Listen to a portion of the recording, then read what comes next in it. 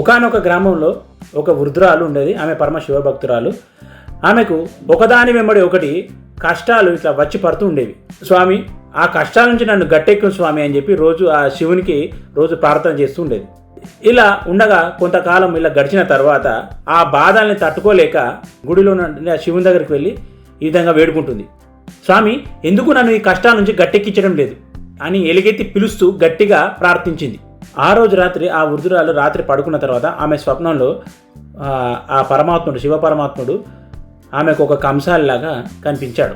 అయితే ఆమెకు వెంటనే మెలకువ వచ్చింది. ఆమె చాలాసేపు దాని గురించి ఆలోచించింది.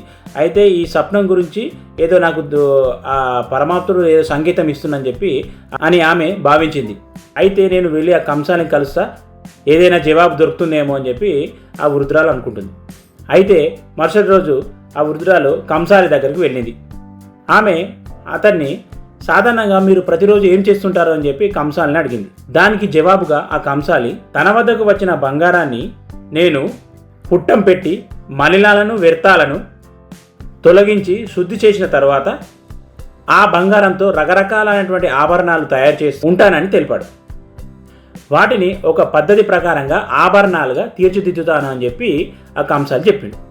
దానికోసం తాను బంగారాన్ని అగ్నిలో కరిగించి సుత్తితో కొట్టి పల్చటి రేకులుగా సన్నటి తీగలుగా సాగదీసి చివరగా వాటిని ఒక పద్ధతి ప్రకారము ఆభరణాలుగా తీర్చిదిద్దుతానని చెప్పి తెలియజేసిండు.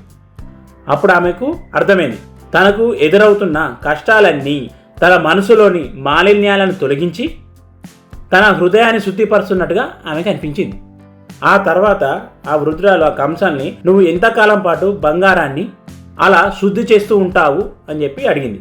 దానికి అతడు, బంగారంలో నా ప్రతిబింబం కనిపించేంత శుద్ధంగా తయారయ్యేంత దాకా దాన్ని శుద్ధిపరుస్తూనే ఉంటాను, అంటే దాన్ని నేను చేస్తూనే ఉంటాను అని చెప్పి అన్నాడు. అతను చెప్పినటువంటి ఆ జవాబుని ఆమె దిగ్భ్రాంతికి గురైంది. అంటే ఆ పరమాత్ముడు ఆమెకు కలలో కంసాలిలాగా కనబడి ఈ సందేశం ఇచ్చారే అని చెప్పి ఆమెకు అర్థమైంది.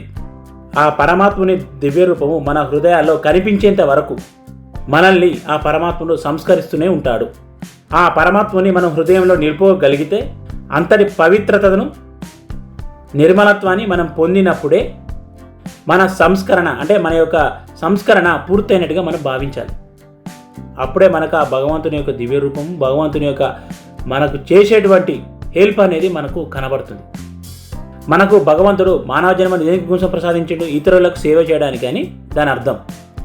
సమాజము మనకు ఇచ్చిన దానికంటే ఎక్కువ రేట్లు మనము సమాజానికి తిరిగి ఇవ్వడానికి సిద్ధంగా ఉండాలి. ఆ తర్వాత ఆ మార్గంలో మనం ముందుకు వెళ్తున్న కొద్దీ మనకు భగవంతునికి మధ్య ఉన్నటువంటి తేడా అనేది తొలగిపోతుంది. అప్పుడు భగవంతుడు నేను ఒకటే అనే భావన మనకు కలుగుతుంది. అదే ఆత్మ సాత్కారము. మీకు ఈ వీడియో గిట్ట నచ్చినట్టయితే లైక్ చేయండి, షేర్ చేయండి, అదేవిధంగా మా ఛానల్ని సబ్స్క్రైబ్ చేయండి. ధన్యవాదాలు.